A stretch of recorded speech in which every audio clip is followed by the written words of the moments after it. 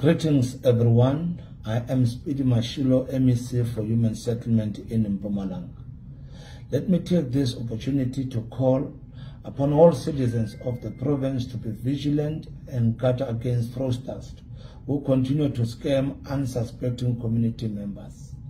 It has come to the department's attention that there are people who are illegally selling government subsidized houses, in some instances using my name. Government houses are not for sale or profit making. I must repeat, government houses are not for sale or profit making.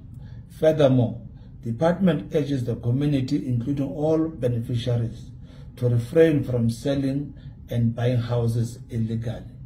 Once again, the public is urged not to act on any information without verifying with the municipality and department. All suspicious activities on selling of houses and other government services must be reported to country's law enforcement agencies, including municipalities and department itself. Thank you very much. Let's go to Mpumalanga together.